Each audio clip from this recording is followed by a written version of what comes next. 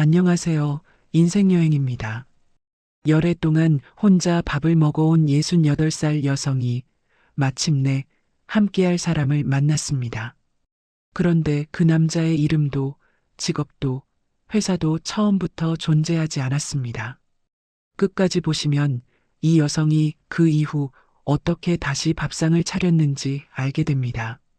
이런 이야기가 계속되길 바라신다면 구독과 좋아요 부탁드립니다. 그럼 사연 시작하겠습니다. 챕터 1 빈자리. 밥이 다 됐다는 소리가 부엌에 울렸습니다. 김정희는 행주로 손을 닦으며 천천히 솥뚜껑을 열었습니다. 뽀얀 김이 얼굴을 감쌌습니다. 정희는 눈을 살짝 찡그리며 주걱을 들었다가 잠시 손을 멈췄습니다. 밥 공기가 하나였습니다. 오늘도 어제도 내일도 하나였습니다. 정희는 반주걱을 담아 식탁에 놓았습니다. 깍두기 통을 열고 된장찌개 뚜껑을 살짝 열어 김을 날렸습니다. 수저를 하나 꺼내 놓으면서 잠깐 맞은편 빈 의자를 바라봤습니다. 거기에는 아무것도 없었습니다. 열해째 늘 그랬습니다. 처음에는 거기에도 수저를 놓았습니다. 밥도 풀었습니다. 남편이 떠난 지 2년이 넘도록 습관처럼 두 그릇을 차렸습니다. 그 버릇을 고치는데 또 2년이 걸렸습니다. 지금은 그냥 하나였습니다. 하나가 익숙했습니다. 익숙하다는 게 편하다는 뜻은 아니었지만요. 정희는 숟가락을 들었습니다. 창밖으로 5월의 햇살이 아파트 베란다를 환하게 채우고 있었습니다. 공원 나무들이 새파랗게 물들어 있었습니다. 계절은 이렇게 풍성한데 이 식탁은 이렇게 조용했습니다. 밥을 한술 떠서 입에 넣는데 핸드폰이 울렸습니다. 화면을 보니 이수연이었습니다. 정희는 씹던 것을 얼른 삼키고 전화를 받았습니다. 응, 수연아. 정희가 핸드폰을 귀에 대며 말했습니다. 어머니, 점심 드셨어요? 캐나다에서 걸려온 목소리였습니다. 이수연은 거기가 아침이었지만 매일 이 시간에 전화를 했습니다. 방금 먹으려던 참이야. 넌? 저는 지금 막 일어났어요. 어머니 목소리 먼저 듣고 출근하려고요. 정희는 그 말에 저절로 웃음이 났습니다. 그래라. 얼른 씻고 나가. 밥은 꼭 챙겨 먹어야 해. 거기 바빠서 그냥 넘기지 말고. 알죠, 어머니도요. 잠깐 사이가 생겼습니다. 어머니, 요즘 어때요? 심심하지 않으세요? 정희는 창밖을 한번 바라봤습니다. 공원 벤치에 할아버지 한 분이 앉아 있었습니다. 옆에 할머니가 앉아 뭔가를 먹으면서 웃고 있었습니다. 심심하긴. 교회도 가고 동네 할머니들이랑 공원도 다니는데 뭐. 그래도 혼자 계시는 거잖아요. 수연아. 네. 다들 혼자야. 너 걱정 말고 일이나 잘해. 전화를 끊고 나서 정희는 오래 앉아 있었습니다. 공원 벤치에 두 사람이 자꾸 눈에 밟혔습니다. 정희는 결국 시선을 거두고 깍두기를 한 조각 집었습니다. 씹히는 소리가 빈 부엌에 크게 울렸습니다. 아무도 없는 집에서 자기가 밥 씹는 소리를 듣는 일. 이것이 열해째 이어지는 정희의 점심이었습니다. 토요일 아침, 교회 여전도의 봄 나들이 버스가 출발했습니다. 정희는 창가 자리에 혼자 앉았습니다. 앞뒤로 아는 얼굴들이 삼삼오오 모여 웃고 떠들었지만 정희는 창밖을 내다보며 조용히 있었습니다. 경기도 외곽 수목원을 돌아보고 근처 식당에서 점심을 먹는 일정이었습니다. 식당에서 자리를 잡을 때였습니다. 테이블 배치가 어긋나서 정희만 혼자 남는 자리가 생겼습니다. 식당 아주머니가 미간을 찌푸리더니 정희에게 다가왔습니다. 어머니, 저쪽에 혼자 오신 분 계시는데 합석하시면 어떠세요? 정희가 고개를 돌렸습니다. 맞은편 테이블에 남자가 혼자 앉아 있었습니다. 50대 후반으로 보이는 단정한 차림이었습니다. 남자가 정희와 눈이 마주치자 먼저 고개를 숙였습니다. 혼자 오셨어요? 저도 혼자입니다. 괜찮으시면 앉으세요. 목소리가 조용하고 차분했습니다. 정희는 잠깐 머뭇거리다가 맞은편에 앉았습니다. 두 사람은 처음에 말이 없었습니다. 남자가 먼저 메뉴판을 건네며 말했습니다. 뭐 드시겠어요? 여기 청국장이 괜찮다고 하더라고요. 저는 그냥 된장찌개 먹을게요. 주문을 마치고 나서도 한동안 조용했습니다. 남자는 말이 많은 사람이 아니었습니다. 그런데 정희가 말을 꺼낼 때는 끝까지 들었습니다. 여전도의 모임 이야기를 했더니 고개를 끄덕이며 물었습니다. 오래 다니셨어요? 그 교회? 20년 됐죠. 대단하시다. 신앙이 깊으신가 봐요. 정희가 잠시 생각하다가 솔직하게 말했습니다. 글쎄요. 외롭지 않으려고 다니는 것도 반은 되는 것 같아요. 말을 뱉고 나서 정희는 괜한 소리를 했다 싶어 입을 다물었습니다. 그런데 남자가 조용히 말했습니다. 저도요. 그 두 마디가 이상하게 가슴에 박혔습니다. 동정도 아니고 위로도 아닌 그냥 같은 자리에 있다는 말 같았습니다. 식사가 끝나고 헤어질 때 남자가 명함을 건넸습니다. 오태훈이라는 이름이 적혀 있었습니다. 혹시 다음에 또 뵐 수도 있겠네요. 정희는 명함을 핸드백에 넣으며 아무 말도 하지 않았습니다. 집으로 돌아오는 버스 안에서 정희는 창밖을 바라보았습니다. 그런데 자꾸만 그 목소리가 귓가에 맴돌았습니다. 저도요. 딱 두 마디였는데 이상하게 자꾸 떠올랐습니다. 그날 밤 정희는 수박을 한 통 잘라 식탁에 혼자 앉았습니다. 맞은편 빈자리를 바라보았습니다. 늘 그랬듯이 비어 있었습니다. 그런데 오늘은 그 빈자리가 조금 다르게 보였습니다. 채워도 될 것 같다는 생각이 아주 작게 마음 한구석에 자리를 잡았습니다. 수목원 나들이로부터 열흘이 지난 어느 오전이었습니다. 정희가 설거지를 마치고 손을 닦는데 핸드폰이 울렸습니다. 모르는 번호였습니다. 문자였습니다. 그날 점심 잘 먹었습니다. 혹시 근처에서 차 한 잔 어떠세요? 오태훈입니다. 정희는 핸드폰을 들고 한참을 읽었다가 내려놓았습니다. 또 들었습니다. 또 내려놓았습니다. 수연에게 물어볼까 하다가 관뒀습니다.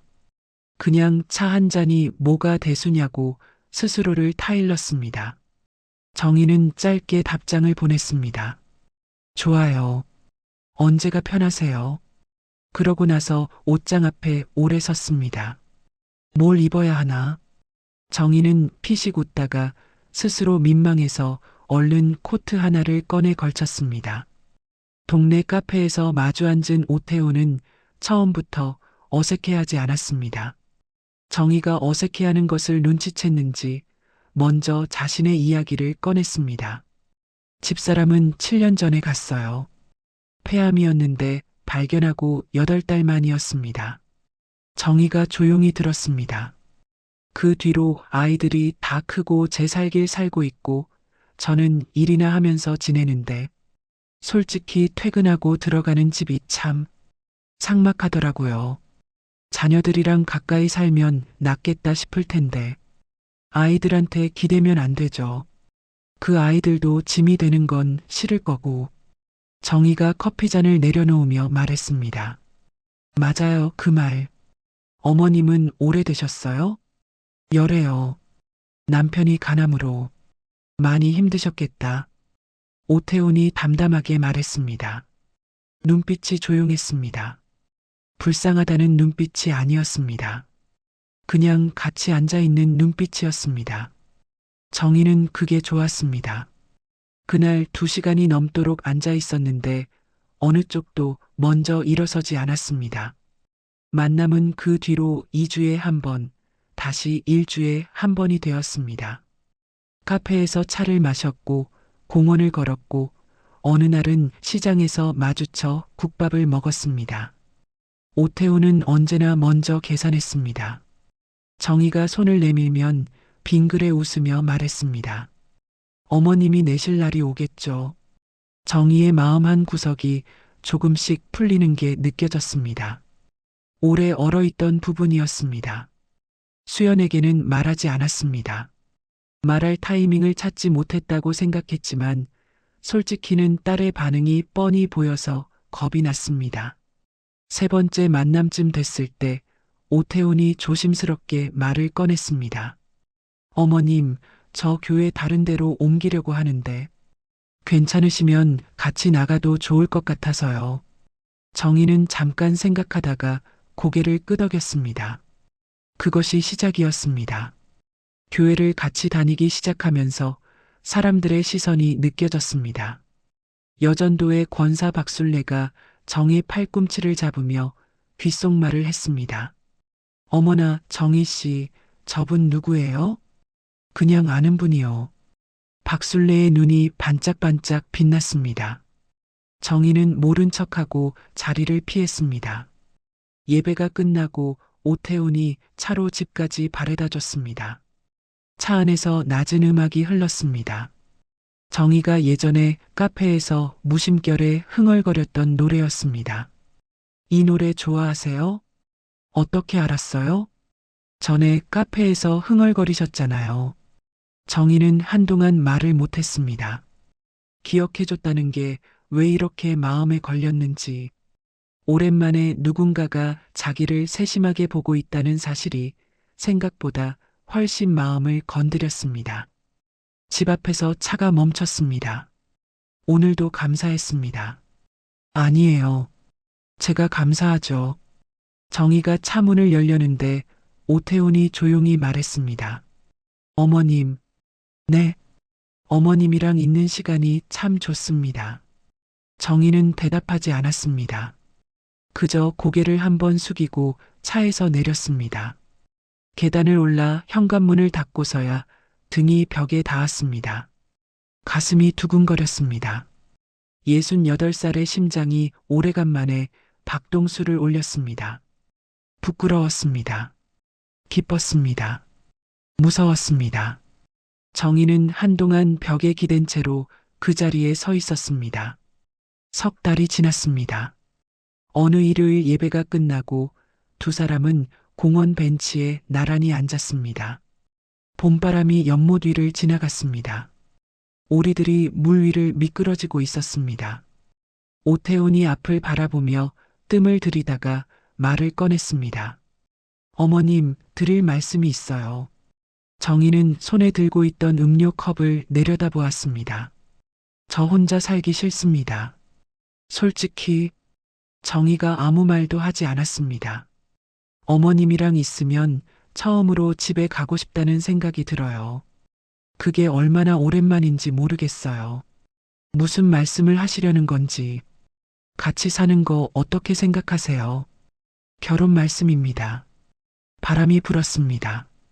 공원 나무들이 흔들렸습니다. 아이 하나가 자전거를 타고 지나갔습니다. 세상은 아무 일 없다는 듯 제 속도로 돌아가고 있었습니다. 정희의 손이 떨렸습니다. 저를 너무 모르시는 거 아니에요? 압니다. 석 달이 짧은 건 알아요. 그런데 느끼는 건 다른 문제더라고요. 딸이 반대할 거예요. 따님 반대가 어머님 마음을 좌우해야 하는 건지요. 오래 침묵이 흘렀습니다. 정희는 연못을 바라보았습니다. 나도 사랑받고 싶다는 말이 목구멍 끝까지 차올랐다가 다시 내려갔습니다. 정희가 천천히 입을 열었습니다. 생각해 볼게요. 그것으로 그 대화는 끝이 났습니다. 하지만 정희의 안에서는 무언가가 기울기 시작했습니다. 오래 버텨온 판이 기울 듯 서서히 조용히. 챕터 2 기울어진 마음. 사흘이 지났습니다. 정희는 그 사흘 동안 밥을 먹으면서도 잠자리에 누워서도 베란다에 빨래를 널면서도 오태훈의 말을 머릿속에서 꺼낼 수가 없었습니다. 결혼 말씀입니다. 그 말이 자꾸 귓속에서 맴돌았습니다. 정희는 부엌 식탁에 앉아 한참을 생각하다가 결국 핸드폰을 들었습니다. 수연에게 영상통화를 걸었습니다. 화면이 열리자 수연이 캐나다 아파트 부엌에서 샐러드를 만들고 있었습니다. 어머니, 무슨 일 있어요? 얼굴이 이상한데. 수연이 채소를 집던 손을 멈추고 화면을 들여다보며 말했습니다. 이상하진 않고. 정희가 시선을 살짝 내리깔며 말했습니다. 말해요. 뭔데요? 내가 요즘 알게 된 분이 있는데. 어떤 분이요? 남자분. 젓가락 소리가 뚝 멈췄습니다. 어디서 만난 분인데요? 교회에서. 언제부터요? 석 달. 석 달이요? 수연의 목소리가 올라갔습니다. 수연이 샐러드 그릇을 내려놓으며 화면을 똑바로 마주했습니다. 어머니, 저한테 한마디도 없이 석 달을요? 말할 타이밍을 못 찾았어. 그게 이유예요? 타이밍이? 수연아. 어머니, 그래서 뭔데요? 왜 지금 말하는 거예요? 정희가 잠시 눈을 내리깔았다가 다시 화면을 바라봤습니다. 결혼 얘기가 나왔어. 침묵이 흘렀습니다. 수연의 표정이 굳었습니다. 화면 속에서 수연의 눈빛이 달라지는 게 보였습니다. 어머니, 응, 안 돼요. 수연아, 안 돼요, 어머니. 석 달 아는 사람이 뭘 알아요. 재산은요? 자녀는? 전에 부인이 왜 돌아가셨는지는요? 어머니, 아직 그분 주민등록도 못 받잖아요. 그런 거 다 확인하는 게 어디 있냐? 사람 사이가 그렇게 해서 되냐? 어머니, 수연의 목소리가 높아졌습니다. 요즘 세상이 얼마나 무서운지 알아요? 이런 수법으로 접근하는 사람들이 얼마나 많은 줄 알아요? 나보고 뭘 모르는 사람 취급하는 거야? 그게 지금 중요해요? 두 사람 사이에 차가운 공기가 흘렀습니다. 정희의 턱이 미세하게 떨렸습니다. 수연이 이렇게 나를 세운 목소리를 내는 건 처음이었습니다. 어머니, 제발 부탁이에요. 조금만 더 알고 나서요. 제가 한 번이라도 어머니한테 틀린 말 한 적 있어요? 정희는 대답하지 않았습니다. 수연이 한 박자 늦게 덧붙였습니다. 목소리가 조금 내려앉아 있었습니다. 어머니가 행복했으면 좋겠어요. 진심으로요. 그냥 무서워서 그래요. 전화가 끊겼습니다. 정희는 핸드폰을 식탁에 엎어놓고 오래 앉아 있었습니다. 창밖에 바람이 불어 베란다 빨래가 흔들렸습니다. 사흘을 혼자 생각했습니다. 딸의 말이 틀리지 않는다는 것을 알았습니다. 논리로 따지면 하나도 반박할 게 없었습니다. 그런데도 마음 한구석에서 뭔가가 부드득 소리를 냈습니다. 정희는 빈 식탁 앞에 앉아 멍하니 맞은편을 바라보다가 혼자 중얼거렸습니다. 나 지금 몇 살이지? 68이었습니다. 35에 남편을 보냈습니다. 혼자 장례를 치렀습니다. 혼자 수연을 키웠습니다. 수연을 캐나다까지 보내고 빈집에 혼자 남았습니다. 그 긴 세월을 버텨온 사람이 지금 자기 인생의 선택 하나를 딸한테 허락받아야 하는 건가? 억울했습니다. 그 억울함이 또 억울했습니다. 수연이 잘못한 게 아닌 걸 알면서도 정희는 천천히 핸드폰을 들었습니다. 오태훈의 번호를 눌렀습니다. 신호음이 2번 울리자 전화가 연결됐습니다. 어머님, 할게요. 짧은 침묵이 흘렀습니다. 정말이세요? 예, 감사합니다. 그 목소리가 조용하고 따뜻했습니다. 전화를 끊고 정희는 한동안 핸드폰을 손에 쥔 채 있었습니다. 그리고 수연에게 문자를 보냈습니다.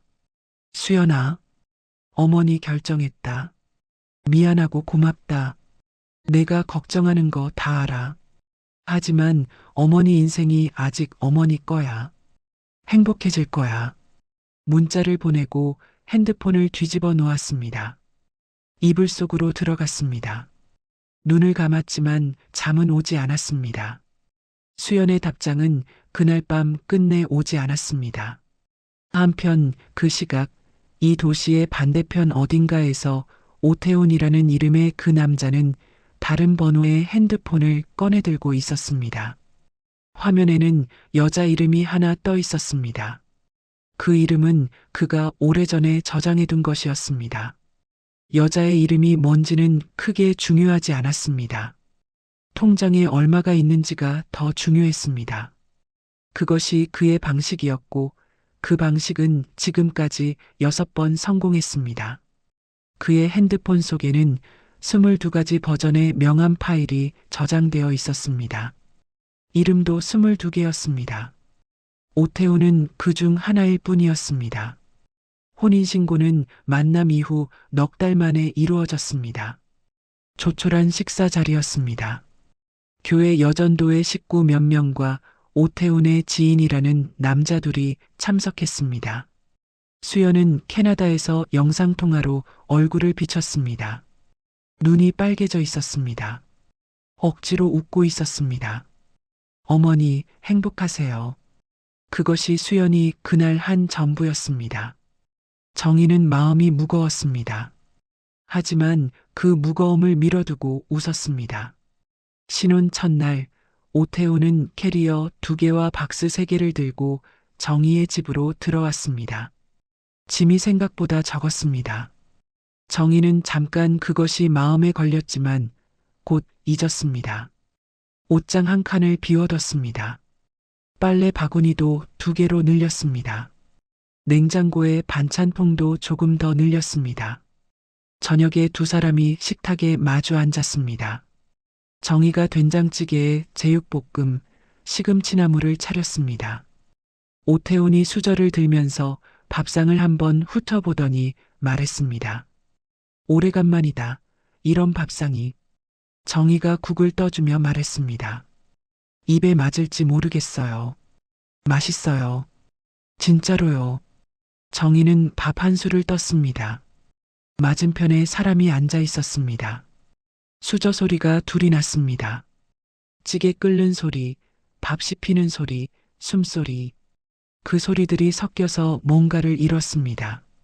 온기였습니다. 정희는 그것이 온기라는 걸 깨닫는데 한참이 걸렸습니다. 너무 오래 없어서 처음엔 뭔지 몰랐습니다.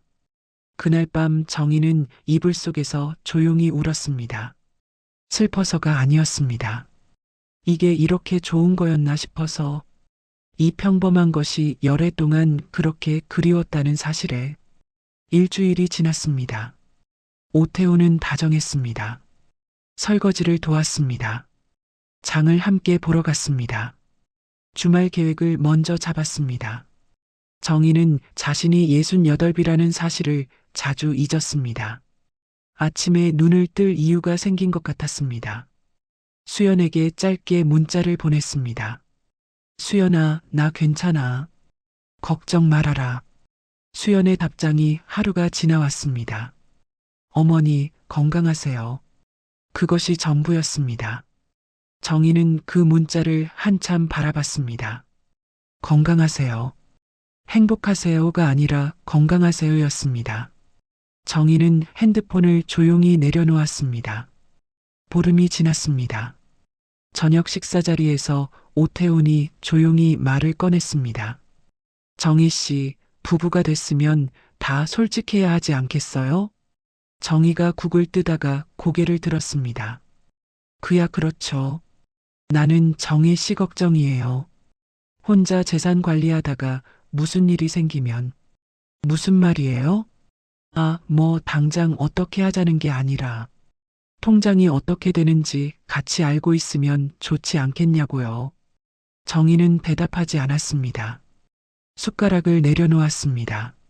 마음 한구석이 희미하게, 아주 희미하게 건드려지는 것 같았습니다.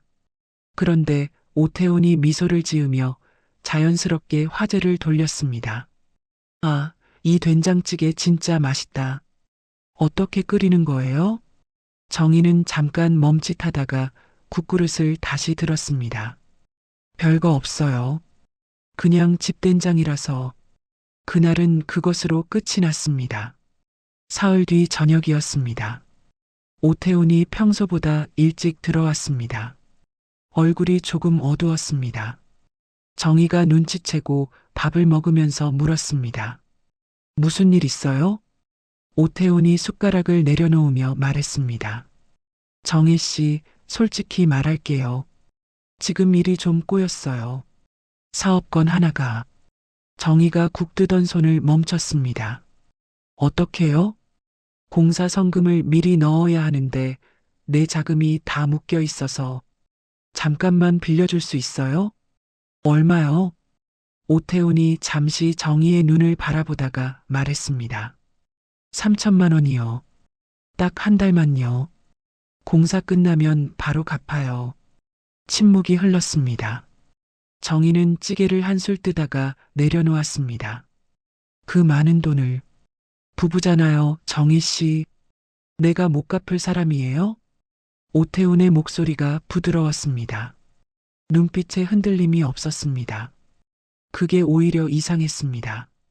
마음 안쪽에서 뭔가가 조용히 비명을 질렀습니다. 그런데 입은 움직이지 않았습니다. 남편이라는 말, 부부라는 말, 그 말들이 판단을 안개처럼 감쌌습니다. 생각해 볼게요. 다음 날 오전 정희는 은행에 갔습니다. 창구 직원이 금액을 확인하며 잠깐 정희를 쳐다봤습니다. 정희는 그 시선을 피했습니다. 통장에서 3천만 원이 빠져나갔습니다. 집으로 돌아오는 내내 발이 무거웠습니다. 계단을 오르면서 가슴 어딘가가 묵직하게 내려앉았습니다. 현관문을 열고 들어서니 집이 텅 비어 있었습니다. 오태훈은 외출 중이었습니다. 정희는 식탁에 앉아 물 한 잔을 마셨습니다. 창밖 하늘이 맑았습니다. 그런데 이상하게 그 맑음이 눈에 들어오지 않았습니다. 가슴 안에서 무언가가 오래 조용히 울렸습니다. 챕터 3 사라진 사람. 그 다음 날부터 오태훈의 귀가 시간이 늦어졌습니다. 처음에는 저녁 9시였습니다. 다음 날은 11시였습니다. 전화를 걸면 짧게 받았습니다.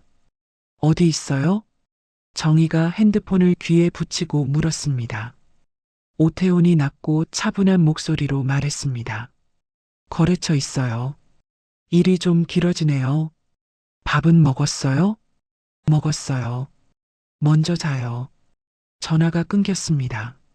정희는 핸드폰을 식탁에 내려놓고 오래 앉아 있었습니다. 부엌 형광등 불빛이 텅 빈 맞은편 자리를 환하게 비추고 있었습니다. 정희는 그 자리를 바라보다가 설거지를 했습니다. 남은 밥을 통에 담았습니다. 불을 껐습니다. 사흘째 되던 날 오태훈은 밤새 들어오지 않았습니다. 정희는 새벽 2시에 눈을 떴습니다. 옆이 비어 있었습니다. 핸드폰을 들었습니다. 전화를 걸었습니다. 신호음이 가다가 끊겼습니다. 문자를 보냈습니다. 어디 있어요? 연락해요. 답장이 오지 않았습니다. 정희는 불을 켜지 않은 채 침대에 앉아 있었습니다. 어둠 속에서 현관 쪽을 바라봤습니다. 발소리가 들리기를 기다렸습니다. 들리지 않았습니다. 옷장을 열었습니다. 오태훈의 옷들이 있었습니다. 박스들도 그대로였습니다. 어딘가 있을 거라고 생각했습니다. 급한 일이 생겼겠지. 연락이 안 되는 거겠지. 나흘이 지났습니다. 전화는 아예 꺼졌습니다. 정희는 밥을 먹지 못했습니다. 물도 잘 넘어가지 않았습니다. 베란다 끝에 서서 골목 쪽을 내려다봤습니다. 오태훈의 차가 들어오기를 기다렸습니다. 들어오지 않았습니다. 닷새째 되던 날 오전이었습니다. 정희는 서랍에서 오태훈의 명함을 꺼냈습니다. 명함에 적힌 회사 주소를 핸드폰에 찍었습니다. 코트를 걸치고 밖으로 나갔습니다. 택시를 탔습니다. 기사가 내비게이션을 켜고 출발했습니다. 차창 밖으로 봄 거리가 흘러갔습니다. 꽃이 피어 있었습니다. 사람들이 걷고 있었습니다. 세상은 아무 일 없다는 듯 돌아가고 있었습니다. 주소지에 도착했습니다. 정희가 차에서 내려 건물을 올려다봤습니다. 작은 인쇄소였습니다. 간판에 인쇄소 이름이 적혀 있었습니다. 건설 회사가 아니었습니다. 정희는 안으로 들어갔습니다. 직원 하나가 고개를 들었습니다. 정희가 목소리를 가다듬으며 물었습니다. 혹시 오태훈 씨라고 아세요? 여기가 그분 회사 아닌가요? 직원이 눈을 껌뻑이며 옆 동료를 쳐다봤습니다. 동료가 고개를 저었습니다. 모르는데요. 여기가 건설 회사 아닌가요? 아닌데요. 저희 5년째 인쇄소예요. 정희의 다리가 그 자리에서 힘을 잃었습니다. 벽을 짚었습니다. 직원이 놀라서 다가왔습니다. 어머니, 괜찮으세요? 예, 괜찮아요. 괜찮지 않았습니다. 정희는 인쇄소를 나와 건물 앞 계단에 걸터 앉았습니다. 봄 햇살이 얼굴을 내리쬐었습니다. 따뜻했습니다. 그런데 몸이 차가웠습니다. 손끝이 떨렸습니다. 한참 그렇게 앉아 있다가 핸드폰을 꺼냈습니다. 수연의 번호를 눌렀습니다. 신호음이 2번 울렸습니다. 어머니? 수연의 목소리가 들렸습니다. 정희는 아무 말도 못했습니다. 목이 막혔습니다. 눈물이 왈칵 쏟아졌습니다. 어머니, 왜요? 무슨 일이에요? 수연아. 어머니, 지금 어디 있어요? 얼른 말해요. 나 속은 것 같아. 전화기 너머로 수연의 숨이 멎는 소리가 들렸습니다. 수연이 연결해준 지인 변호사의 안내로 정희는 경찰서 민원실에서 번호표를 뽑았습니다. 대기 의자에 앉았습니다. 주변에 여러 사람이 있었지만 아무것도 눈에 들어오지 않았습니다. 3천만 원이라는 숫자가 눈앞을 떠다녔습니다. 노인 아파트 관리비를 아끼고 명절에 수연 용돈 조금 보내고 병원비 아껴가며 열해 동안 모아온 돈이었습니다. 남편이 남긴 보험금이었습니다. 정희는 2손을 무릎 위에 올려놓고 고개를 떨궜습니다.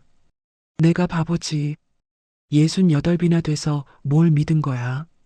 스스로를 몰아붙이는 말들이 쉬지 않고 이어졌습니다. 그때였습니다. 옆 의자에서 기척이 났습니다. 정희가 고개를 들었습니다. 70대 초반으로 보이는 여자가 앉아 있었습니다. 털이 보송보송한 회색 점퍼를 입고 손에는 오래 쥐어진 휴지를 꼭 쥐고 있었습니다. 눈이 퉁퉁 부어 있었습니다. 2 사람의 눈이 마주쳤습니다. 여자가 먼저 말을 걸었습니다. 입술을 달싹이다가 조용히 말했습니다. 혹시 결혼 사기예요? 정희가 눈을 깜빡였습니다. 어떻게 아세요? 여자가 시선을 내리깔며 말했습니다. 저도요. 한 박자 침묵이 흘렀습니다. 정희가 떨리는 목소리로 물었습니다. 이름이 어떻게 됐어요, 그 사람? 오태훈이요.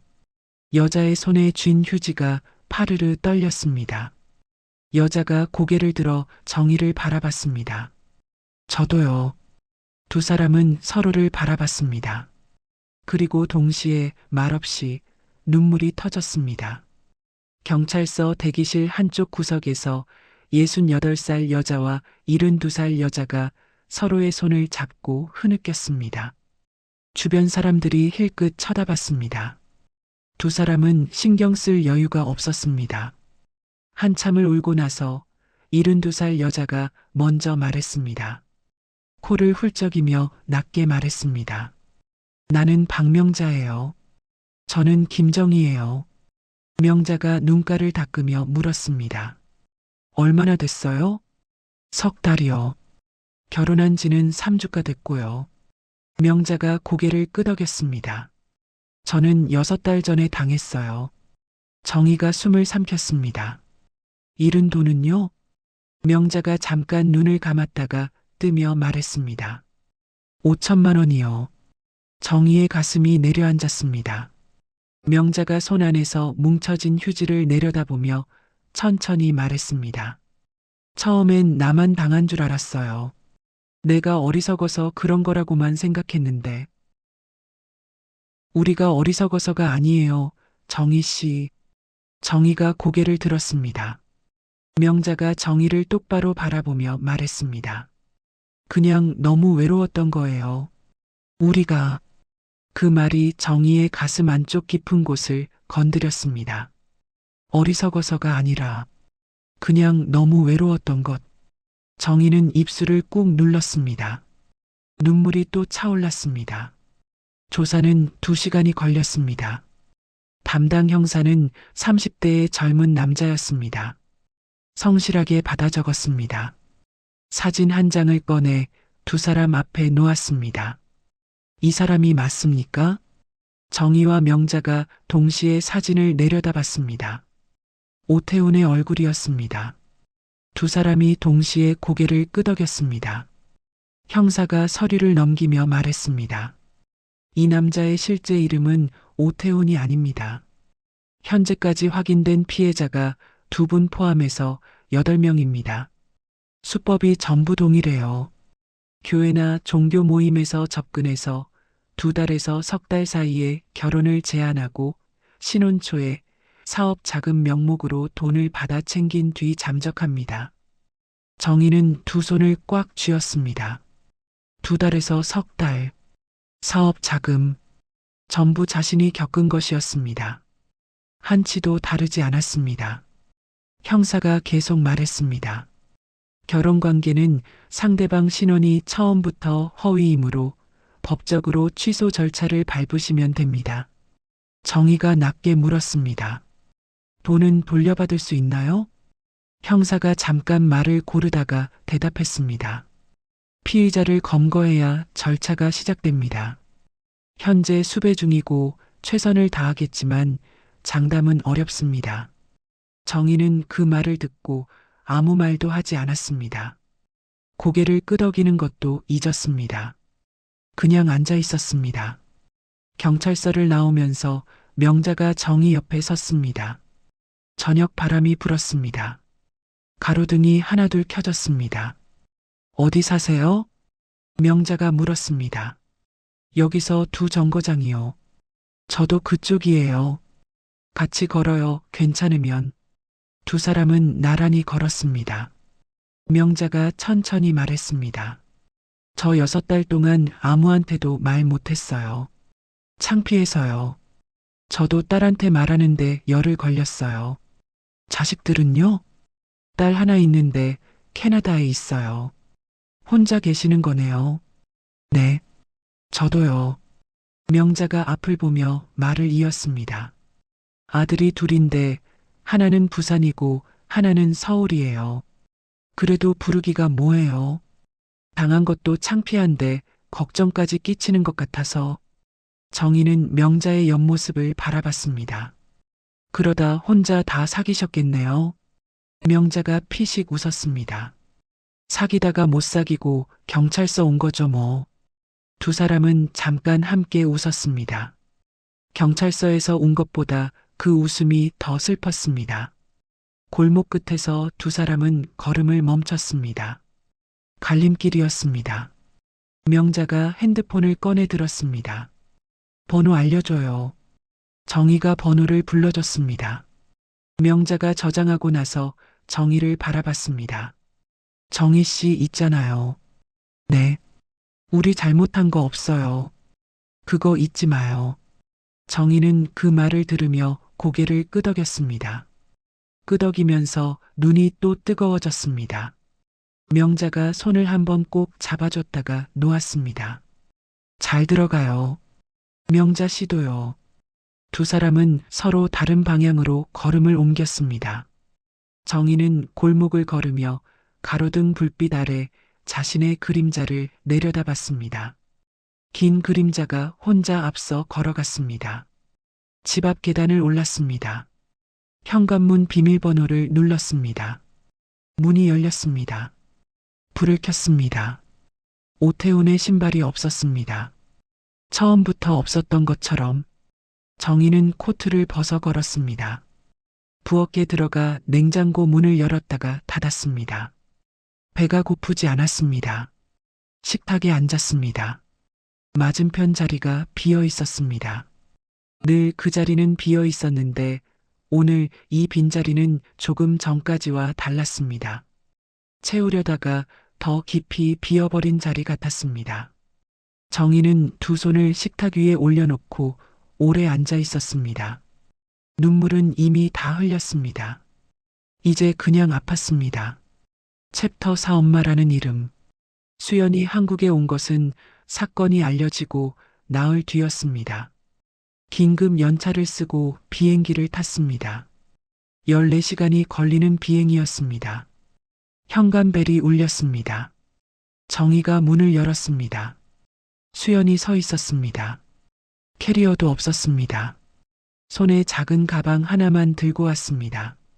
얼굴이 하얗게 떠 있었습니다. 두 사람의 눈이 마주쳤습니다. 정희는 딸의 얼굴을 보자마자 몸을 돌렸습니다. 울지 않으려고. 밥은? 정희가 부엌 쪽으로 걸어가며 물었습니다. 수연이 신발을 벗으며 대답했습니다. 비행기에서 먹었어요. 차라도 끓여줄게. 어머니. 정희가 부엌 앞에서 멈췄습니다. 수연이 조용히 말했습니다. 저 와서 좋아요. 정희는 등을 보인 채 서 있었습니다. 어깨가 파르르 떨렸습니다. 나도. 그게 전부였습니다. 두 사람은 그날 저녁 차 한 잔을 앞에 두고 오래 마주 앉았습니다. 말이 많지 않았습니다. 그래도 괜찮은 밤이었습니다. 다음 날 아침이었습니다. 수연이 식탁에 앉아 핸드폰으로 뭔가를 들여다보고 있었습니다. 정희가 죽을 끓여 두 그릇 담아왔습니다. 수연이 핸드폰을 내려놓으며 말했습니다. 어머니, 저 도와드릴게요. 앞으로 돈 관련된 일은 저한테 먼저 알려주세요. 큰 돈 움직일 때는 같이 확인하고요. 정희가 숟가락을 들다가 멈췄습니다. 그건 왜? 이번에 이런 일이 있었잖아요. 또 혹시라도 또 속을 것 같냐는 거야? 정희의 목소리가 낮아졌습니다. 수연이 손을 저으며 말했습니다. 그런 뜻이 아니에요. 그럼 무슨 뜻이야? 어머니, 저 멀리 있잖아요. 어머니한테 무슨 일이 생겨도 제가 바로 옆에 없는데. 그러니까 적어도 돈 쪽은 제가 알고 있어야 마음이 놓여요. 정희가 죽그릇을 내려놓았습니다. 내 마음 놓으려고 내가 통장을 넘겨야 해?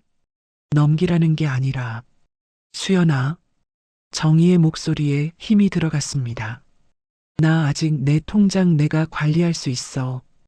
68비지만 치매가 온 것도 아니고 판단이 없어진 것도 아니야. 이번에 실수한 거 맞아.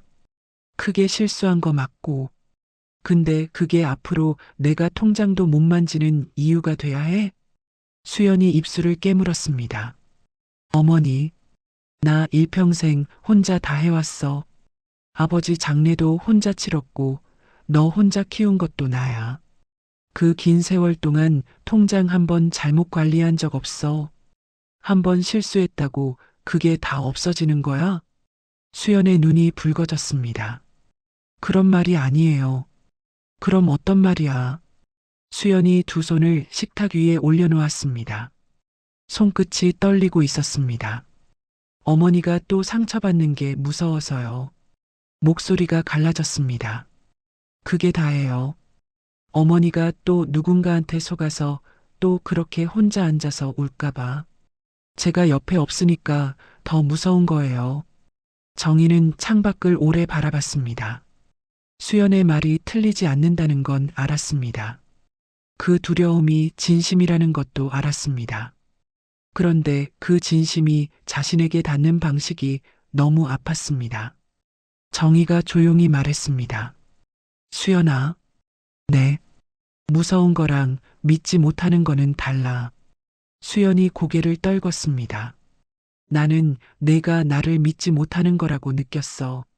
한 번 실수한 엄마를 이제 어린애 취급하는 거라고. 그게 제일 아팠어. 돈 잃은 것보다도. 수연은 한동안 아무 말도 하지 않았습니다. 죽그릇에서 김이 천천히 올라왔습니다.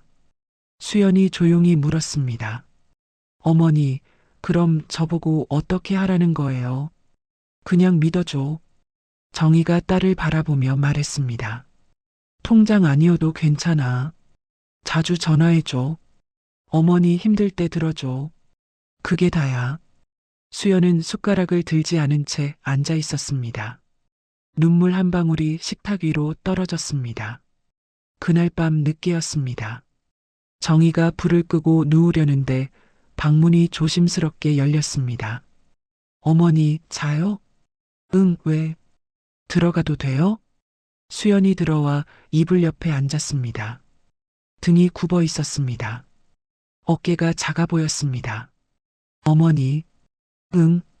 수연이 한참을 뜸 들이다가 말했습니다. 저 사실 어머니가 재혼 결정하셨을 때요.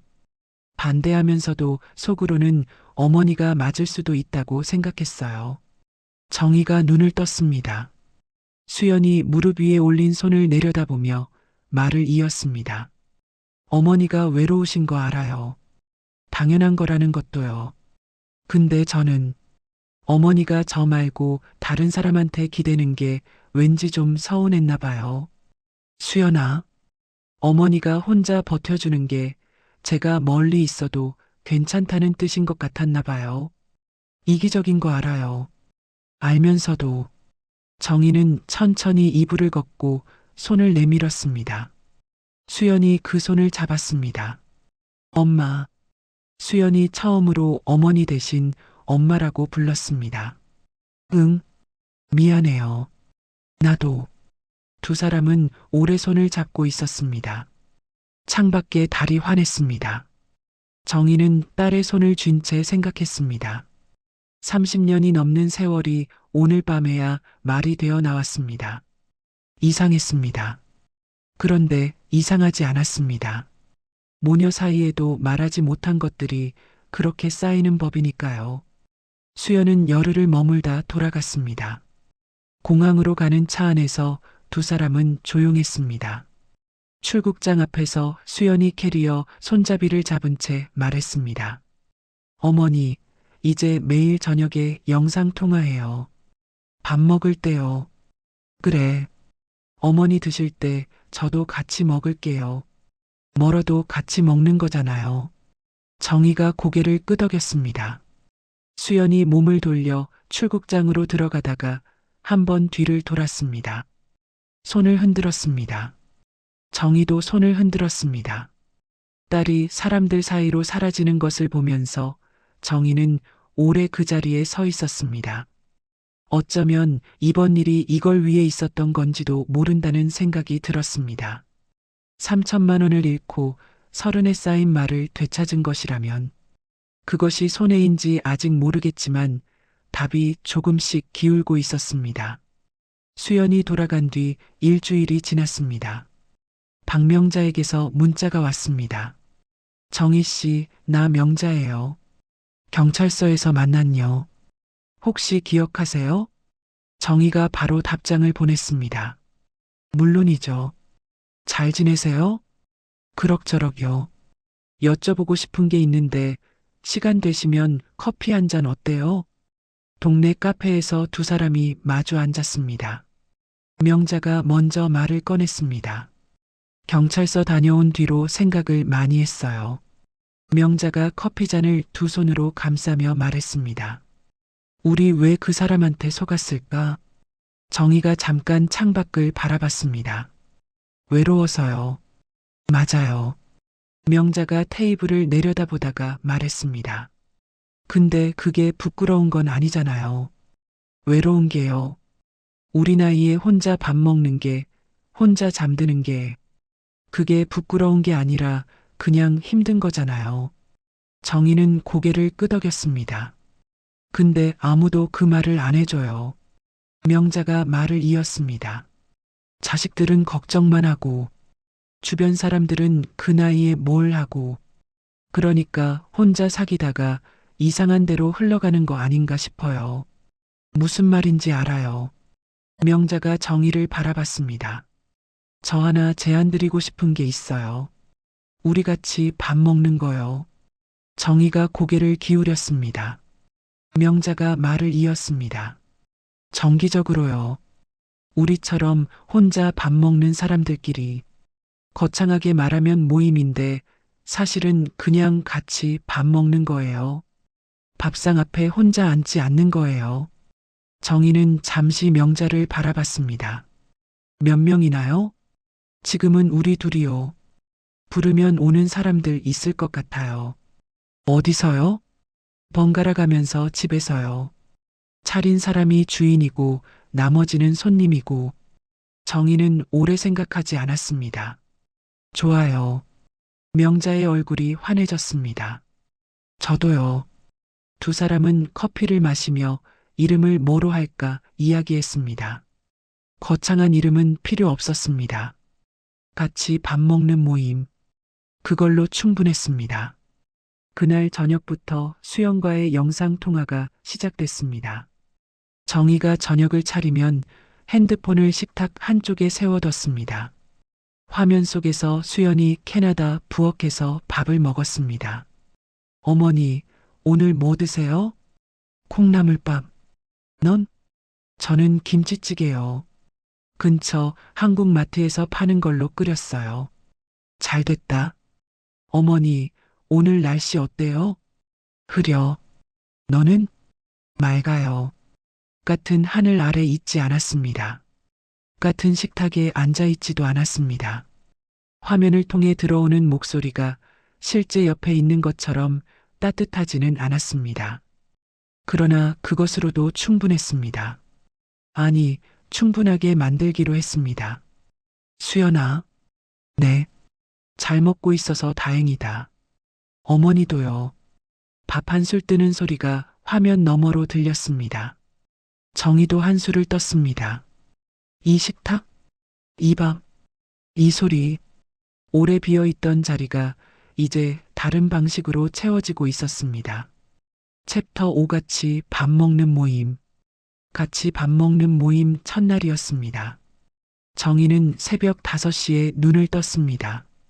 평소보다 2시간 일찍이었습니다. 잠이 더 오지 않았습니다. 부엌에 불을 켰습니다. 갈비를 꺼냈습니다. 찬물에 담가 핏물을 뺐습니다. 도라지를 꺼내 껍질을 벗겼습니다. 손이 빨갰습니다. 된장찌개 국물도 우려냈습니다. 혼자 먹을 때는 절대 하지 않던 것들이었습니다. 혼자를 위해 이렇게 차리는 것은 어딘가 부끄러웠습니다. 아니, 부끄럽다기보다 어색했습니다. 그런데 오늘은 달랐습니다. 오늘은 혼자가 아니었습니다. 정오가 되자 초인종이 울렸습니다. 명자가 먼저 왔습니다. 한 손에 식혜 한 통을 들고 있었습니다. 어머, 정희 씨, 이게 뭐예요? 명자가 부엌을 들여다보며 눈을 동그랗게 떴습니다. 갈비찜에 도라지 무침에 어머니, 우리가 몇 명 왔다고. 정희가 앞치마를 벗으며 말했습니다. 왔으면 잘 먹어야죠. 이러면 매번 힘드시잖아요. 오늘은 내가 주인이니까요. 다음엔 명자 씨 집에서 명자 씨가 해줘요. 명자가 웃으며 말했습니다. 그거야 당연하죠. 조금 뒤에 윤경자가 왔습니다. 과일을 한 봉지 들고 왔습니다. 교회 여전도회에서 명자가 알고 지내던 동갑내기였습니다. 경자는 문을 들어서자마자 코를 벌름거렸습니다. 어머, 갈비 냄새다. 나 오늘 잘 왔다. 마지막으로 이화순이 왔습니다. 화순은 정희와 같은 교회를 다니는 사이였습니다. 현관에서 신발을 벗으며 말했습니다. 정희 씨, 우리 이거 진짜 하는 거예요? 정말 좋다. 네 사람이 식탁에 둘러앉았습니다. 네 자리에 네 그릇이었습니다. 수저 소리가 넷이었습니다. 찌개 끓는 소리가 섞였습니다. 밥 씹히는 소리가 섞였습니다. 그 소리들이 합쳐져서 뭔가를 이뤘습니다. 옹기였습니다. 정희는 숟가락을 들면서 눈이 따뜻해지는 것을 느꼈습니다. 밥을 먹으면서 이야기가 자연스럽게 나왔습니다. 경자가 갈비를 한 점 집으며 말했습니다. 우리 막내가 지난주에 전화를 했는데 자기 힘들다고 엄마한테 하소연을 하는 거예요. 그래서 내가 그랬구나. 다 들어줬어요. 근데 전화 끊고 나니까 이상한 거예요. 나는 아무도 하소연할 데가 없는데. 화순이 국을 뜨다가 말했습니다. 맞아요. 자식들은 자기 힘든 거 말할 때가 있는데 우리는 없잖아요. 명자가 고개를 끄덕이며 말했습니다. 자식한테 말하면 짐이 될 것 같고, 친구들한테 말하면 또 소문 날 것 같고, 정희가 도라지 무침을 집으며 말했습니다. 그러니까 여기서 해요. 여기서. 경자가 웃으며 말했습니다. 그러게요. 여기서 말하고, 여기서 먹고, 이거면 됐다. 누구도 해결사가 되려 하지 않았습니다. 조언을 늘어놓지도 않았습니다. 그저 고개를 끄덕이며 끝까지 들었습니다. 정희는 그게 좋았습니다. 해결이 아니라 목격이 되어주는 것. 내가 겪은 것을 나도 함께 본다는 것. 그것만으로도 마음 한구석이 풀렸습니다. 모임이 2주에 한 번 이어졌습니다. 명자의 집에서 열린 두 번째 모임에는 명자가 김치전을 부쳤습니다. 화순의 집에서 열린 세 번째 모임에는 화순이 순두부찌개를 끓였습니다. 각자의 손맛이 달랐습니다. 각자의 밥상이 그 사람을 닮았습니다. 명자의 김치전은 두꺼웠습니다. 많이 먹어야 힘이 나죠라며 두껍게 부치는 사람이었습니다. 화순의 순두부는 맵지 않고 순했습니다. 자극적인 건 속이 안 좋아요라며 고추 대신 다시마를 썼습니다. 정희는 매 모임에서 조금씩 이 사람들을 알아갔습니다. 경자는 겉으로는 쾌활했지만 밥을 다 먹고 나서 조용해지는 사람이었습니다. 이야기가 끝나고 설거지를 하면서 혼자 창밖을 보는 눈빛이 있었습니다. 정희는 그 눈빛을 알았습니다. 자신도 그런 눈빛을 오래 해왔으니까요. 어느 날 모임에서였습니다. 경자가 식판을 닦으며 말했습니다. 있잖아요. 저번에 복지관에서 무슨 강좌 연다고 안내문이 왔는데 자기 이야기 쓰기래요. 자기 살아온 거 글로 써보는 거. 화순이 말했습니다. 어머, 그거 재밌겠다. 경자가 정희를 바라보며 말했습니다. 정희 씨는 어때요? 같이 해볼래요? 정희가 손을 저으며 말했습니다. 내가 무슨 글을 써요? 국문학 나온 것도 아니고. 명자가 웃으며 말했습니다. 글 잘 쓰는 사람이 가는 데가 아니잖아요. 자기 이야기 하는 거잖아요. 자기 이야기는 자기가 제일 잘 알지. 정희 씨, 할 말 많은 사람이잖아요. 정희는 그 말에 대답하지 않았습니다. 그냥 찻잔을 들어 한 모금 마셨습니다. 그런데 일주일 뒤였습니다. 정희는 복지관 앞에 서 있었습니다. 등록 안내문을 손에 들고 있었습니다. 들어갈까 말까 문 앞에서 잠깐 망설였습니다. 그러다 들어갔습니다. 강좌 첫날이었습니다. 강의실에는 사람이 8명이었습니다. 대부분 60대에서 70대 사이였습니다. 남자도 둘 있었습니다. 강사는 40대 여성이었습니다. 이름이 김미선이었습니다. 목소리가 차분하고 따뜻했습니다. 오늘 첫 수업이니까 쉬운 것부터 해볼게요. 살면서 가장 외로웠던 순간을 써보세요. 딱 한 줄만요. 사람들이 연필을 들었습니다. 정희도 연필을 들었습니다. 빈 종이를 내려다봤습니다. 가장 외로웠던 순간. 남편이 떠난 날을 써야 하나? 딸을 공항에 보낸 날을 써야 하나? 아니었습니다. 정희는 천천히 썼습니다. 나는 열해 동안 혼자 밥을 먹었다. 연필을 내려놓았습니다. 그 한 줄이 전부였습니다. 그런데 그 한 줄이 이상하게 묵직했습니다. 미선이 돌아다니며 사람들이 쓴 것을 봤습니다. 정희 앞에서 멈췄습니다. 잠깐 읽더니 말했습니다. 이 문장 더 쓰셔야 해요. 정희가 고개를 들었습니다. 미선이 조용히 말했습니다. 이 한 줄 안에 많은 것이 있어요. 정희는 그 말이 왜 힘이 됐는지 몰랐습니다. 그냥 힘이 됐습니다. 한편 그 무렵 담당 형사에게서 연락이 왔습니다. 정희가 핸드폰을 들었습니다. 김정혜 씨 수사 진행 상황 알려드리려고요. 그 남자 실명이 확인됐습니다. 김성호예요. 현재 다른 지역에서도 같은 수법으로 피해자가 더 나왔고 지금 수배 중입니다. 잡히면 돈은 돌려받을 수 있나요? 형사가 잠깐 말을 고르다가 말했습니다. 검거 후에 절차가 시작되는데 솔직히 말씀드리면 전액 회수는 쉽지 않습니다. 최선을 다하겠습니다. 알겠어요. 감사해요. 전화를 끊었습니다. 정희는 핸드폰을 식탁에 내려놓았습니다. 3천만 원. 돌아올 수도 있고 돌아오지 않을 수도 있었습니다. 정희는 한참 그 생각을 들고 있다가 천천히 내려놓았습니다. 돌아오면 좋고 아니면 어쩔 수 없는 거라고 생각하기로 했습니다.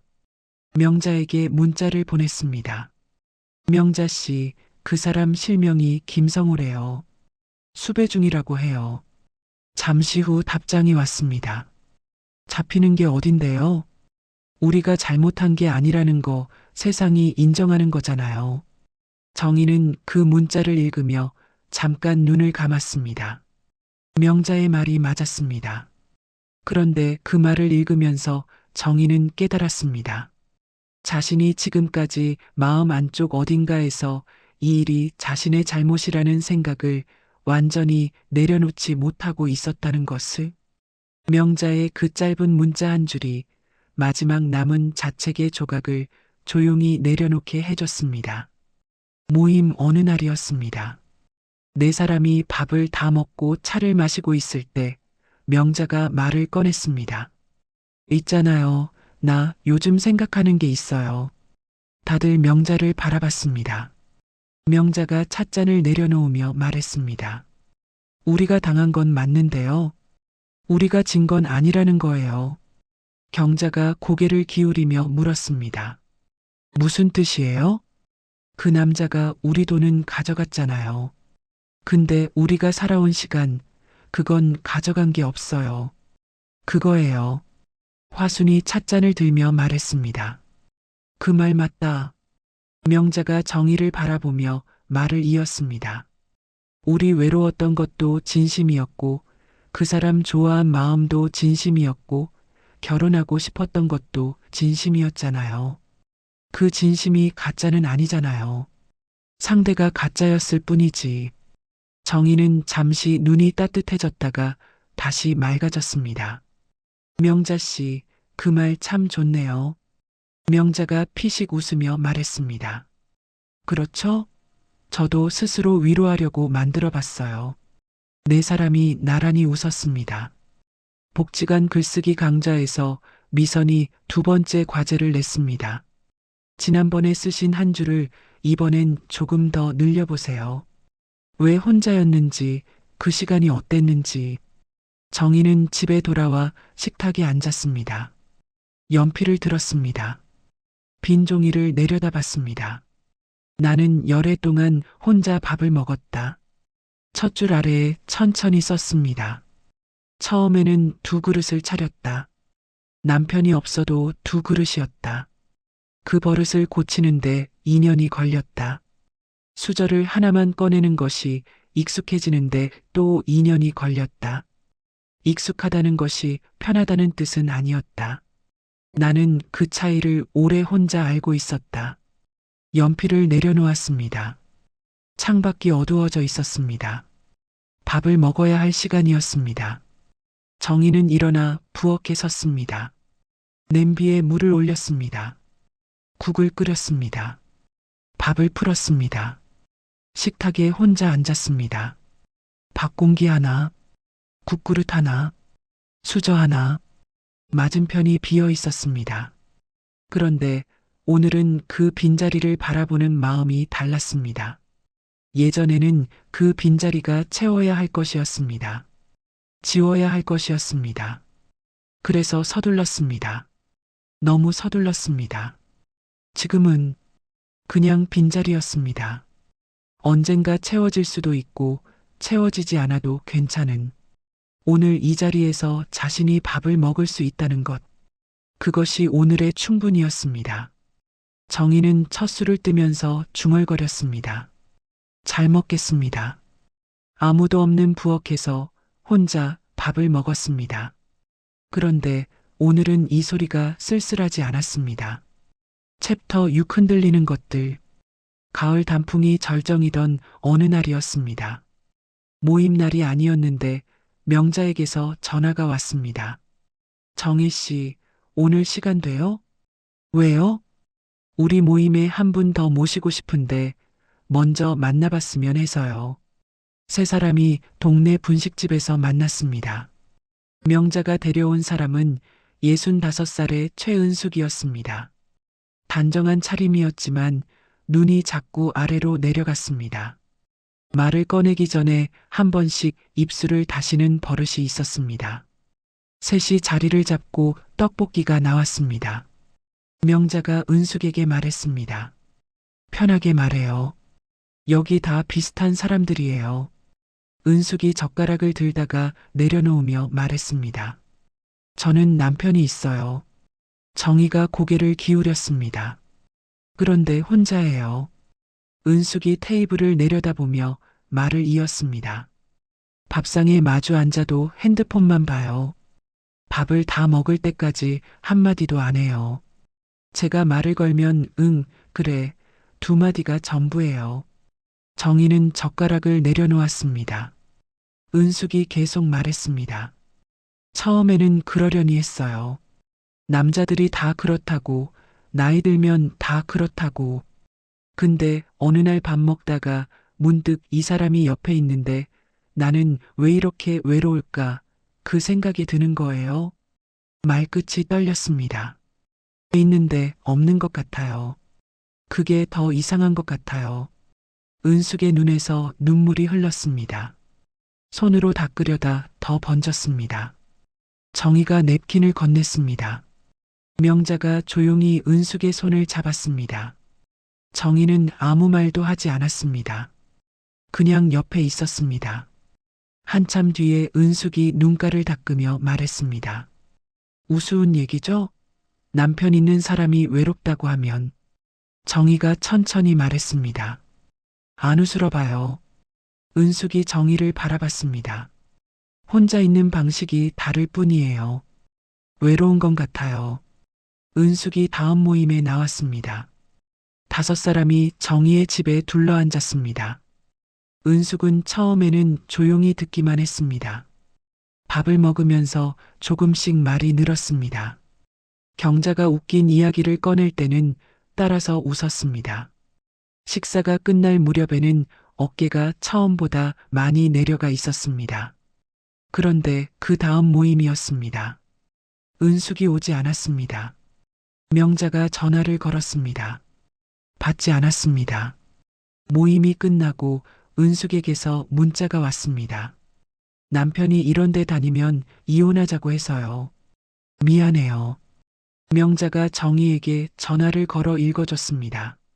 정희는 잠시 말이 없었습니다. 그러다 말했습니다. 내가 문자할게요. 정희는 은숙에게 직접 문자를 보냈습니다. 은숙 씨, 괜찮아요. 언제든 마음 바뀌면 문 열려 있어요. 우리 여기 있을게요. 답장은 오지 않았습니다. 명자가 다시 전화해서 말했습니다. 저 사람은 혼자인 것보다 더 외로운 사람이네요. 정희가 고개를 끄덕이며 말했습니다. 그러게요. 한편 그 무렵이었습니다. 교회 여전도의 권사 박술래가 예배 후에 정희를 붙잡았습니다. 정희 씨, 잠깐만요. 두 사람이 교회 마당 한쪽으로 걸어갔습니다. 순례가 주위를 한번 살피더니 목소리를 낮췄습니다. 요즘 우리 교회 말고 다른 교회에서도 그런 일이 있었다는 얘기 들었어요. 어떤 일이요? 비슷한 수법으로 접근하는 남자들이요. 종교 모임 쪽을 노리는 거래요. 혼자 사는 여자들한테 잘해주다가 돈 챙기고 사라지는. 정의의 표정이 굳었습니다. 어디서 들었어요? 옆 교회 권사님이 그러더라고요. 자기 아는 분이 당했다고. 그래서 우리 쪽도 조심하라고 알려줬어요. 정의는 한동안 말이 없었습니다.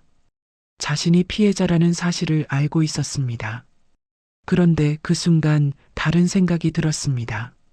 자신은 이제 그 수법을 아는 사람이기도 했습니다. 제가 다음 모임에서 얘기 좀 해도 될까요? 순례가 고개를 끄덕였습니다. 정혜 씨가 얘기해주면 더 와닿죠. 부탁해요. 다음 모임이었습니다. 정희가 밥을 다 먹고 나서 말을 꺼냈습니다. 드릴 말씀이 있어요. 네 사람이 정희를 바라봤습니다. 정희가 찻잔을 두 손으로 감싸며 말했습니다. 제가 겪은 일 아시잖아요. 그런 일이 우리 교회 주변에도 또 있다는 얘기를 들었어요. 명자가 표정이 굳어졌습니다. 정희가 말을 이었습니다. 종교 모임, 복지관 모임, 이런 데를 노린대요. 혼자 사는 분들한테 접근해서 친하게 지내다가 돈 받고 사라지는 수법이에요. 경자가 젓가락을 내려놓으며 말했습니다. 어머, 그런 사람이 한둘이 아닌 거예요? 그런 것 같아요. 화순이 조용히 말했습니다. 저도 사실 몇 달 전에 이상한 연락 받은 적 있어요. 교회 봉사 모임에서 알게 된 남자였는데 자꾸 둘이 만나자고 하더라고요. 그냥 거절했는데 이제 보니까 이상했던 거네요. 정희가 화순을 바라봤습니다. 어떻게 느꼈어요? 처음에. 화순이 잠깐 생각하다가 말했습니다. 말이 너무 좋았어요. 이 사람이 왜 나한테 이렇게 잘하나 싶으면서도 오랜만에 관심받는 게 싫지 않았어요. 정희가 고개를 끄덕였습니다. 그게 자연스러운 거예요. 우리가 그 관심에 마음이 열리는 게 잘못이 아니에요. 근데 그 다음을 봐야 해요. 명자가 말했습니다. 뭘 봐야 해요? 너무 빨리 가까워지려 하는지, 돈 얘기를 슬쩍 꺼내는지, 부부 사이에 비밀이 없어야 한다면서 통장 보자고 하는지. 경자가 고개를 끄덕이며 말했습니다. 통장? 네. 그게 시작이에요. 화순이 말했습니다. 정희 씨가 이걸 우리한테 말해줘서 다행이에요. 정희가 찻잔을 내려놓으며 말했습니다. 제가 당해봤으니까 알잖아요. 아는 사람이 말해줘야 조심하지, 몰라서 당하는 거지. 명자가 정희를 바라보다가 조용히 말했습니다. 정희 씨, 대단해요. 정희가 손을 저었습니다. 대단한 게 아니에요. 그냥 쓸모 있고 싶어서요. 수연이 예고 없이 한국에 왔습니다.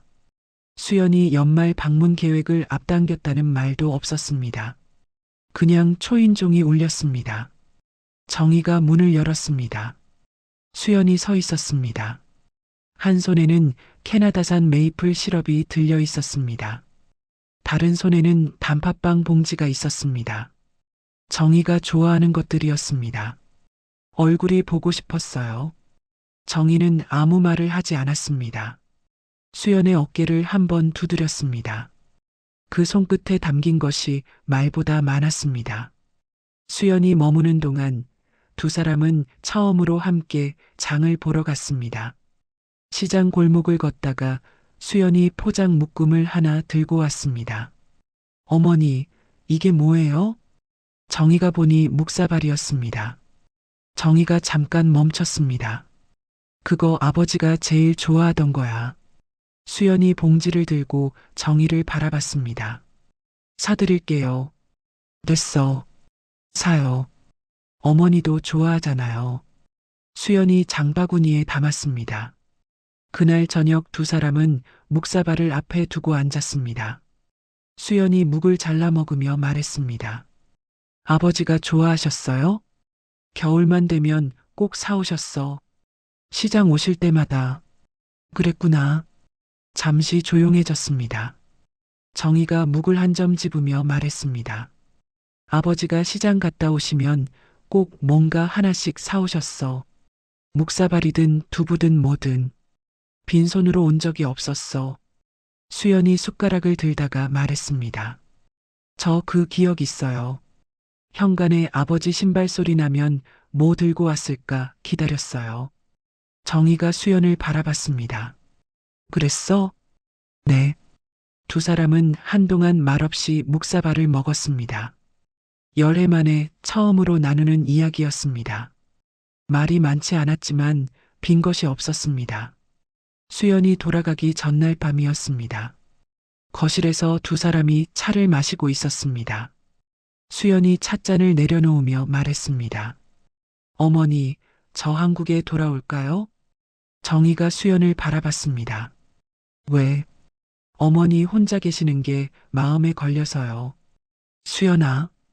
정희가 찻잔을 내려놓았습니다. 내가 잘 있는 곳에 있는 게 제일 좋아. 엄마는 이제 괜찮아. 수연이 정희를 바라봤습니다. 진짜요? 진짜야. 수연이 잠시 정희 얼굴을 들여다봤습니다. 그러다 말했습니다. 어머니가 괜찮다고 하면 저는 믿어요. 이제. 정희는 그 이제라는 말이 가슴에 닿았습니다.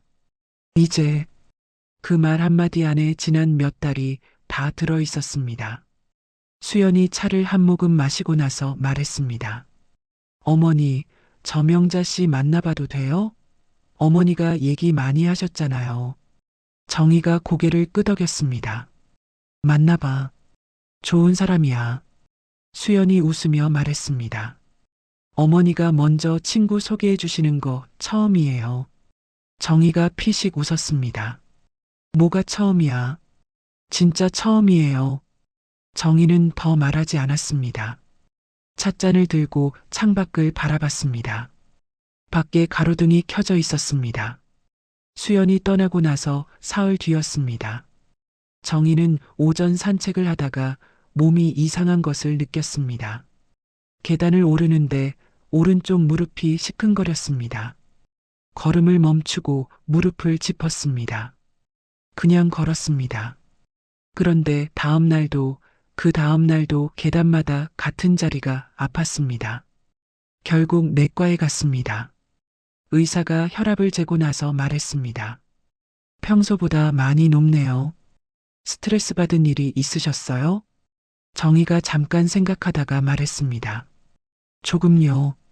조금이 아닌 것 같은데요. 의사가 정희를 바라보며 말했습니다. 무릎이랑 혈압이 같이 나빠진 거 보면 몸이 신호를 보내고 있는 거예요. 좀 쉬셔야 해요. 정희는 그 말이 이상하게 낯설었습니다. 쉬어야 한다는 말. 정희는 평생 쉬어야 할 때 쉰 적이 없었습니다. 버텨야 할 때 버티고 견뎌야 할 때 견뎠습니다. 그게 전부였습니다. 그날 저녁 영상통화가 연결됐습니다. 수연이 화면에 나타났습니다. 어머니, 오늘 표정이 좀 피곤해 보여요. 정희가 잠깐 망설이다가 말했습니다. 병원 다녀왔어. 왜요? 어디 아파요? 혈압이 좀 높다고 하더라고. 수연이 표정이 굳었습니다. 왜 미리 말 안 했어요? 말하면 내가 또 날아오잖아. 수연이 그 말에 웃었습니다. 그럼 날아가죠 뭐. 정희도 웃었습니다. 수연이 웃음을 거두며 말했습니다. 어머니, 진짜로 쉬셔야 해요. 모임이고 강자고 다 좋은데 몸이 먼저예요. 알아. 아는 거랑 하는 거랑 다르잖아요. 맞는 말이네. 수연이 핸드폰을 좀 더 가까이 들며 말했습니다. 어머니, 아프면 말해요. 아파도 말할 수 있잖아요. 이제. 정희는 그 이제라는 말을 또 들었습니다. 이제. 수연이 그 말을 쓰는 것이 이번이 두 번째였습니다. 정희가 조용히 말했습니다. 응, 말할게. 화면 속 수연이 밥을 한술 떴습니다. 어머니도 드세요. 식어요. 정희도 숟가락을 들었습니다. 아파도 말할 수 있는 사람이 생겼습니다. 그것이 이렇게 다른 것인지 정희는 밥을 한술 더 뜨면서 처음으로 실감했습니다. 챕터 7- 오늘. 의사의 말대로 쉬는 것이 쉽지 않았습니다. 정희는 이틀을 집에만 있다가 사흘째 되던 날 아침에 운동화를 꺼내 들었습니다. 가만히 앉아 있는 것이 오히려 더 몸이 무거웠습니다. 쉰다는 것이 멈추는 것이 아니라 천천히 가는 것이라고 생각하기로 했습니다. 명자에게 문자를 보냈습니다. 명자 씨, 나 아침에 공원 걸으려고요. 같이 걸을래요? 잠시 후 답장이 왔습니다. 몇 시요? 7시요. 갈게요. 다음 날 아침 7시였습니다. 공원 입구에 명자가 먼저 나와 있었습니다. 두꺼운 점퍼를 입고 귀마개를 하고 있었습니다. 왔어요? 왔어요. 두 사람은 나란히 걷기 시작했습니다. 공원에는 이미 사람들이 있었습니다. 할아버지 한 분이 라디오를 들으며 걷고 있었습니다. 젊은 엄마가 유모차를 밀며 지나갔습니다. 강아지가 줄을 당기며 뛰었습니다. 명자가 앞을 보며 말했습니다. 무릎은 좀 어때요? 걸을 만해요. 계단이 문제지. 계단은 옆으로 내려오면 덜 아파요. 발 옆으로 짚으면서. 그래요? 저도 작년에 무릎 때문에 고생했어요. 그때 물리치료사가 가르쳐 줬어요. 정희가 고개를 끄덕였습니다. 두 사람은 한 바퀴를 다 돌고 나서 벤치에 앉았습니다. 명자가 가방에서 귤 2개를 꺼냈습니다. 하나를 정희에게 건넸습니다. 정희가 껍질을 까며 말했습니다. 명자 씨는 아침마다 나와요? 거의요. 혼자 오면 금방 그냥 가게 되는데 누가 기다리면 나오게 되더라고요. 그 말 맞다. 명자가 귤 한 쪽을 먹으며 말했습니다. 이제 우리 매일 나와요. 기다리는 사람 있으면 나오니까. 정희가 귤을 한 쪽 먹으며 말했습니다. 그래요. 그날부터 두 사람이 공원 입구에서 아침 7시에 만나는 것이 새로운 일과가 됐습니다. 며칠이 지났습니다. 산책을 마치고 공원을 나오다가 입구 쪽에 현수막이 하나 걸려 있는 것이 보였습니다. 명자가 멈춰서서 읽었습니다. 복지관 강좌 신청 받는데요. 이것저것 많네. 이거 봐요. 정희도 다가서서 읽었습니다. 시니어 원예교실, 노래교실 라인댄스. 그리고 아래쪽에 하나 더 있었습니다. 내 인생 이야기 쓰기. 명자가 정희를 보며 말했습니다. 정희 씨, 이거 계속해요. 복지관에서도 열잖아요. 미선 씨 강좌랑 다른 거예요. 그러면 둘 다 해요. 정희가 현수막을 한 번 더 읽었습니다. 내 인생 이야기 쓰기. 글쓰기 강좌에서 처음 연필을 들었을 때를 떠올렸습니다. 빈 종이 앞에서 오래 앉아 있다가 썼던 첫 문장. 나는 열해 동안 혼자 밥을 먹었다. 등록해 볼게요. 복지관 글쓰기 강좌 2번째 시간이었습니다. 강사 미선이 새 과제를 냈습니다. 지난번 한 줄에서 조금 더 나아가 볼게요. 그 외로움이 어떻게 생겼는지, 어떻게 이어졌는지 써보세요. 잘 쓰려고 하지 말고 그냥 기억나는 대로요. 사람들이 연필을 들었습니다. 정희도 종이를 내려다봤습니다. 처음에는 손이 잘 움직이지 않았습니다. 그러다 쓰기 시작했습니다. 남편이 떠나고 나서 한동안 2그릇을 차렸다. 버릇이라는 게 그렇게 무서운 것인 줄 몰랐다. 수저를 하나만 꺼내게 된 뒤에도 밥을 먹으면서 자꾸 맞은편을 봤다. 아무도 없다는 것을 알면서도 봤다. 그 시간이 쌓여서 열해가 됐다. 나는 그 시간 동안 외롭다는 말을 한 번도 꺼내지 않았다. 아무한테도, 나한테도. 연필을 내려놓았습니다. 미선이 돌아다니다가 정희 자리에서 멈췄습니다. 잠깐 읽더니 말했습니다. 나한테도 이 부분이요. 정희가 고개를 들었습니다. 이게 핵심인 것 같아요. 다른 사람한테 못 꺼낸 게 아니라 자기 자신한테도 못 꺼낸 거잖아요. 정희는 그 말을 듣고 잠시 말이 없었습니다. 맞는 말이었습니다. 남한테 외롭다고 말하는 것보다 스스로 인정하는 것이 더 오래 걸렸습니다. 다음 시간까지 그 부분을 더 써오세요. 모임 날이었습니다. 화순이 언니를 데려왔습니다. 이른한 살의 여자였습니다. 이름이 박정란이었습니다. 화순보다 키가 조금 크고 눈이 선했습니다. 5사람이 화순의 집에서 둘러앉았습니다. 화순이 순두부찌개를 끓였습니다. 정란은 처음에는 말이 없었습니다. 밥만 먹었습니다. 경자가 분위기를 살피며 말을 건넸습니다. 자녀분들은요? 정란이 숟가락을 들고 말했습니다. 아들이 셋이에요. 하나는 대전이고 둘은 서울이에요. 가까운 편이네요. 가깝죠. 정란이 찌개를 한술 뜨다가 내려놓으며 말했습니다. 근데 생일을 혼자 보낸 게 3년째예요. 조용해졌습니다. 정란이 말을 이었습니다. 전에는 서운하다고 했어요.